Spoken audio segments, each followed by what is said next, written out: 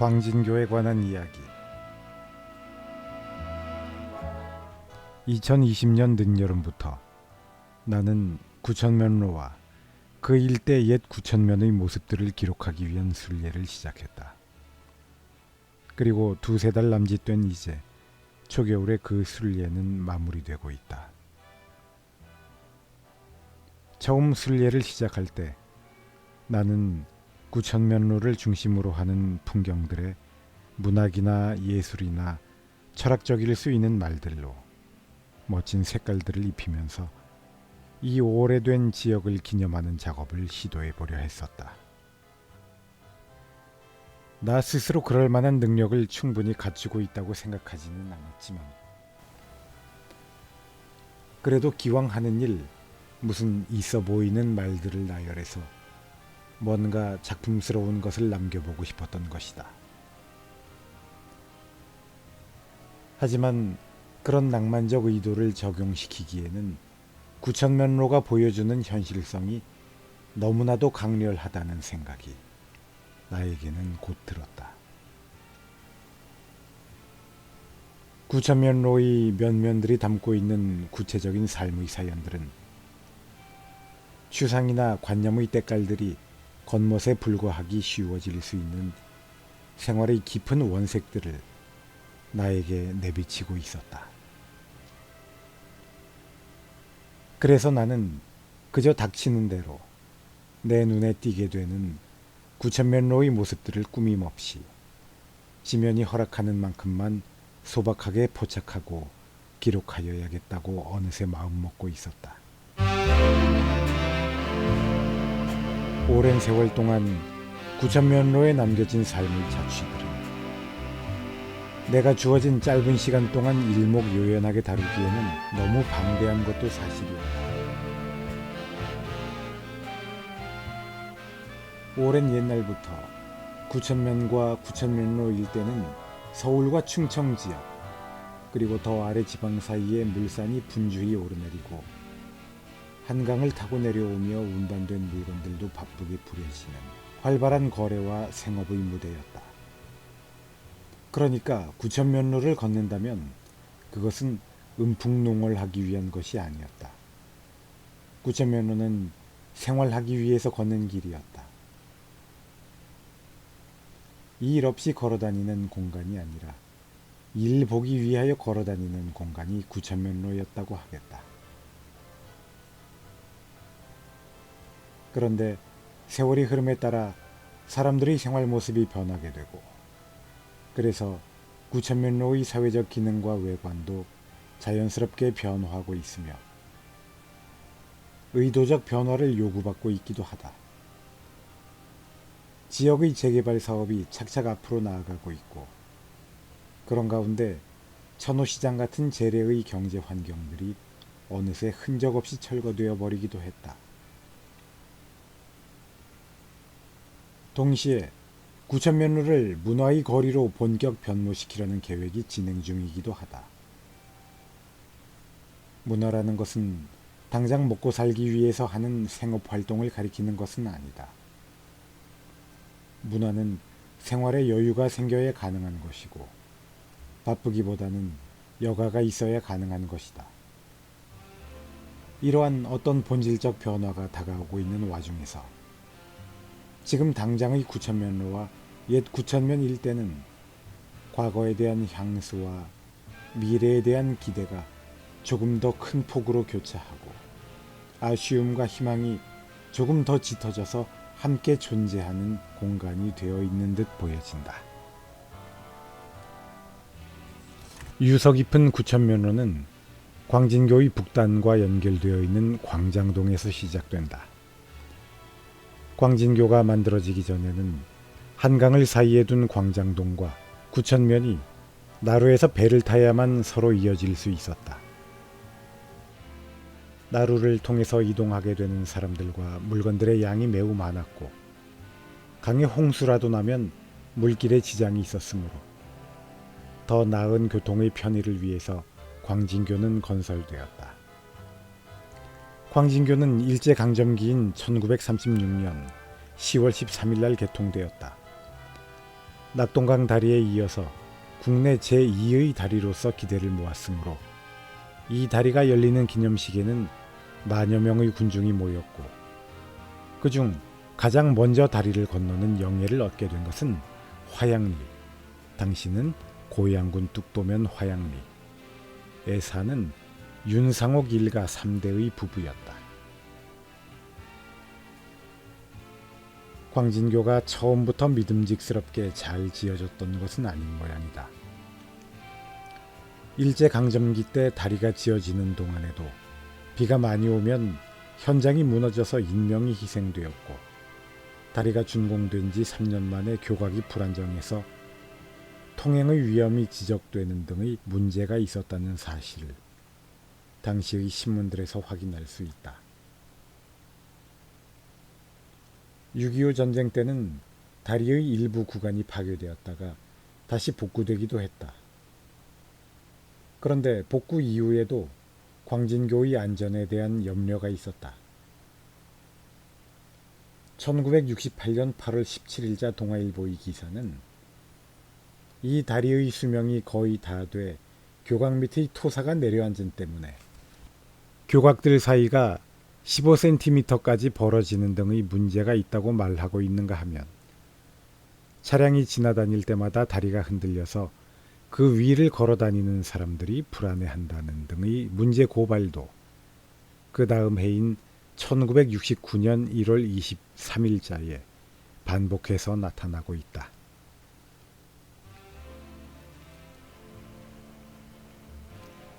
그러나 역시 같은 신문의 1969년 11월 14일자 서울 시골 명암 도심과 변두리 사라는 기사가 말하는 것처럼 광진교는 하루 평균 8,000대의 차량이 오가는 서울 남부의 대동맥으로서의 역할을 계속해서 수행해 나가지 않을 수 없었다. 확장된 서울의 천호동, 성파동, 거여동, 성내동, 하일동, 풍납동, 신사동, 도곡동, 오금동 등 60만 평에 달하는 외곽지대에는 13만의 주민들이 살고 있었고 이 주민들은 20여 분씩이나 기다려 통조림 버스를 타고 진땀을 빼는 신세를 감수하면서라도 광진교를 통해서 시내를 들락거려야 했다. 광진교가 감당해낼 수 있는 교통량에 대한 문제 제기가 많았지만 광진교를 보완하거나 대체할 다리 건설은 예산 문제로 계속 여의치가 않았다.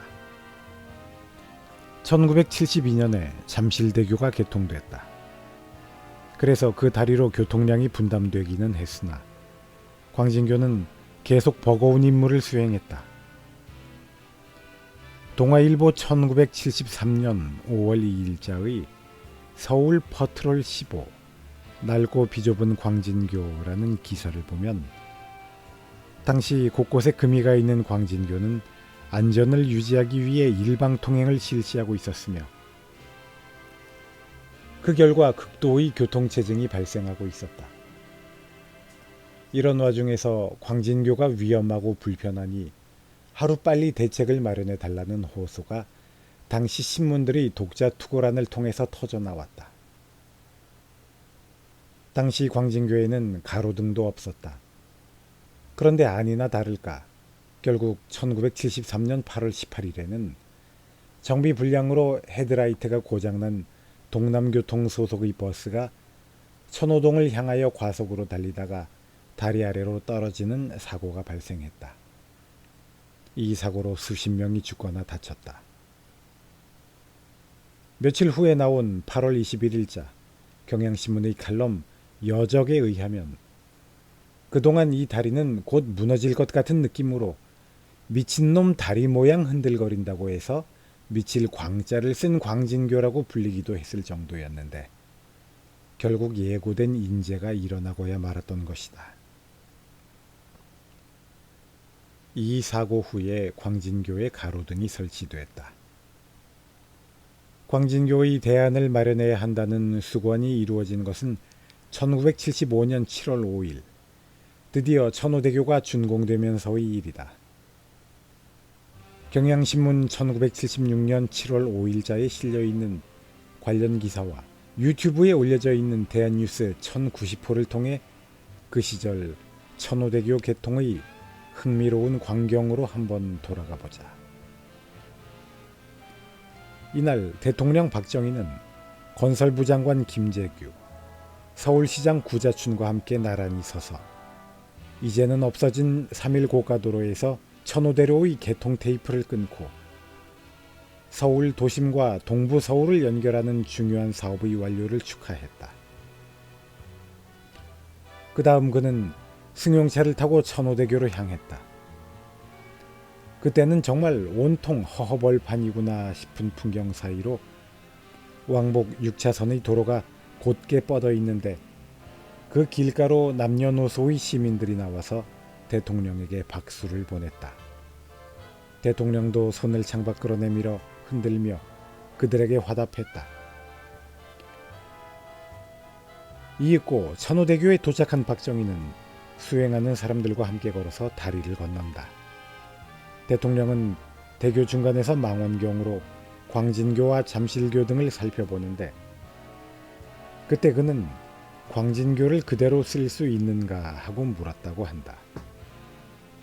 그러자 곽후섭 서울시 부시장이 이렇게 대답했다고 한다. 중량 차량만 못 다니게 하면 그대로 쓸 수 있습니다. 그렇게 광진교에게는 현역 복무 연장의 명령이 내려졌던 것이다. 천호대교가 만들어진 후에는 대중교통이 천호대교를 건너다녔으므로 웬만한 사람들이 광진교를 건너다닐 일은 거의 없었다. 나는 1970년대 말에 길동에서 잠시 살았었는데 그때 한강 건너로 통학을 하는 동안 나는 광진교를 거쳐서 가본 적은 단 한 번도 없었다. 나는 매일 길동 사거리에서 수도교통 572번 버스를 타고 천호대교를 건너거나 서울 승합의 568번 버스를 타고 잠실대교를 건넜다. 천호대교가 사용되던 그때도 대중교통은 통근 시간이면 불편하기가 짝이 없었다. 매일 아침마다 모든 평범한 사람들이 시달려야만 했던 그 시절 콩나물 버스에 대한 기억은 정말 잊혀지지 않을 것 같다. 콩나물 버스라는 말은 국어사전에도 실려 있다. 적정 인원보다 많은 사람이 빽빽하게 탄 버스를 비유적으로 이르는 말이다. 요즘의 어떤 세대들은 콩나물이 재배되던 시루의 모습을 한 번도 본 적이 없을지 모르겠다. 그때 통근 시간이면 강동 지역을 다니는 버스들은 언제나 마치 콩나물 시루 속에 콩나물이 채워져 있는 것처럼 빽빽히 승객들을 채우고 다녔다.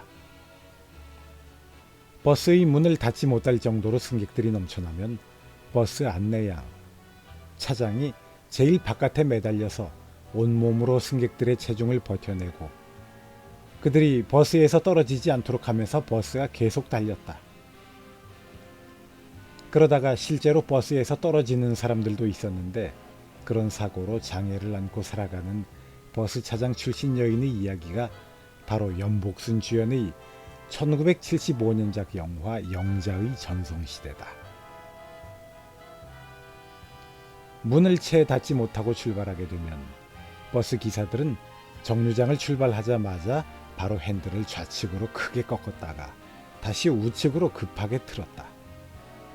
그러면 차가 왼쪽으로 한번 기우뚱하게 되고 그렇게 무게중심이 흔들리는 동안에 버스 문 쪽으로 쏠려있던 승객들의 분포가 우르르 다시 버스 안쪽으로 몰린 다음 골고루 재조정되어서 차장이 문을 닫을 수 있게 되곤 했다. 그리고 짐짝처럼 이리저리 자기 몸이 쏠리면서 다른 사람들이 체중에 짓눌리게 될 때마다 승객들은 비명이나 욕설을 내지르곤 했다. 요즘도 버스나 지하철이 붐비지 않는 것은 아닐 테지만 그래도 그때만큼은 아니라고 하겠으니 그나마 감사할 일이다. 천호대교가 만들어진 후에도 광진교의 고질적인 안전 문제는 종식되지 않았다. 1984년 늦여름에는 아주 큰 비가 왔었고 풍납동, 성내동, 망원동 지역 등이 물에 잠기면서 큰 피해를 입었다. 그때의 9월 3일자 동아일보를 펼쳐보면 일면의 머릿기사가 서울 대홍수 2만 채 침수 9만 명 긴급 대피라는 놀라운 내용의 큰 제목과 사망 실종자 126명 152억 피해 서울 모든 학교 휴교라는 심각한 내용의 작은 제목들을 달고 있다.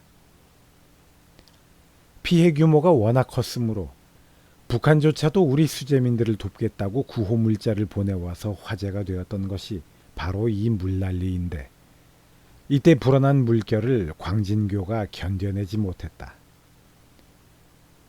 거센 물결에 11번째 교각과 상판 사이의 받침이 휘어지면서 다리가 50cm에서 1m 정도 내려앉고 말았던 것이다. 이에 따라 광진교는 통행이 금지되었고 더 이상 광진교는 사용되지 말고 철거되어야 할 것이라는 목소리가 다시 높아졌다. 홍수 후에 존폐의 기로에 섰던 광진교는 또다시 보수에 들어갔다. 그리고 약 1년 후인 1985년 5월 18일에야 통행을 재개할 수 있었다. 이때도 소형 차량과 보행자의 통행만이 가능했다. 이후 광진교를 대대적으로 다시 개보수하려는 계획이 수립되지만 그 규모를 어느 정도로 할 것이냐 등에 대해서 다른 의견들이 있었고 그에 따라 예산의 변동도 생겨서 광진교의 새로운 단장에는 우여곡절이 없지 않았던 것 같다. 서울올림픽이 끝난 후 1989년부터는 반복적으로 광진교의 보수공사 계획이 발표되는 것을 당시 신문기사들에서 볼 수 있다. 동아일보 1992년 8월 1일자에 실린 30년대에 건설한 광진교 위험이라는 기사에 의하면 광진교는 교각을 남겨둔 채 상판을 모두 교체하기로 설계까지 마친 상태지만 예산이 삭감되는 바람에 공사가 그때까지 착공되지 못했다고 한다.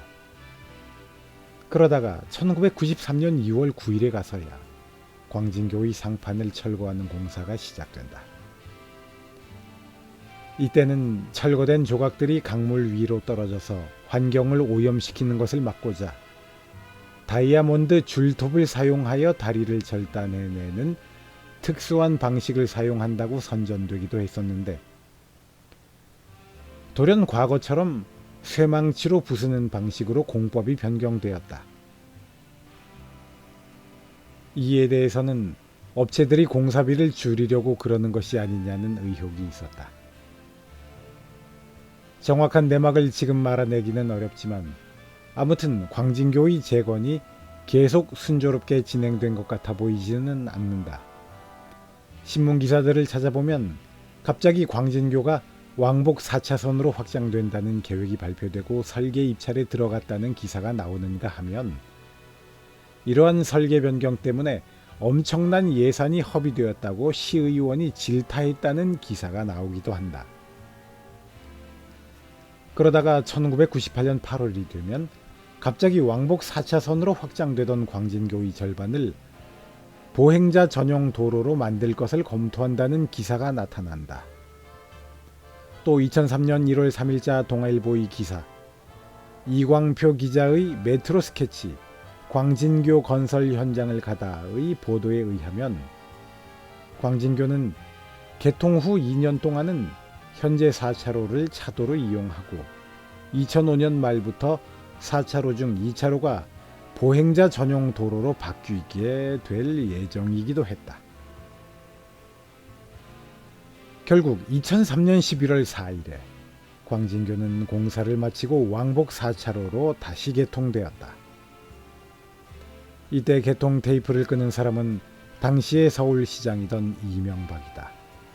그리고 시간이 더 흐른 2009년 7월 1일이 되어서야 광진교는 4차선 중의 2개 차선을 보행로로 바꾼 오늘의 모습을 갖춘다. 내가 광진교를 처음 밟아본 것이 이때 이후이다. 우리 주변에 언제나 있어왔던 광진교이고 우리가 그것과 관련한 소식들에 무심할 수 없었던 광진교이지만 다리와 관련한 그간의 사정들을 이렇게 되돌아보니 그 인상이 잠옷 새롭고 나를 포함한 우리들이 살았던 그 세월이 사뭇 새삼스럽다. 생각해보면 광진교의 역사는 그야말로 우리 근대의 역사다. 그것은 만들어지면서 경성의 관문 역할을 했고 우리의 독특한 근대화 과정에 따라 일종의 흥망성쇠를 겪었다. 그리고 우리들 모두가 그 흥망성쇠를 직간접적으로 함께 했을 것이다. 시대가 또 많이 변하고 있다. 한때는 경제 성장만이 지상의 과제였고 직선적 발전만이 역사의 법칙이라고 철석같이 믿어졌으나 이제는 꼭 그런 것만은 아니며 우리 세계는 보다 다양한 가치에 의해 움직인다고 점점 말할 수 있는 시대가 되었다. 내가 광진교 일대를 순례한 2020년 현재 이제는 많은 사람들이 일 없이 산책하기 위해서 광진교를 걷는다. 우리의 생활은 그렇게 여유로워졌고 우리는 예전과는 많이 달라진 방식으로 현실을 고민하며 현실을 살아간다. 광진교는 달라진 현실을 또 그대로 체현해내고 있다.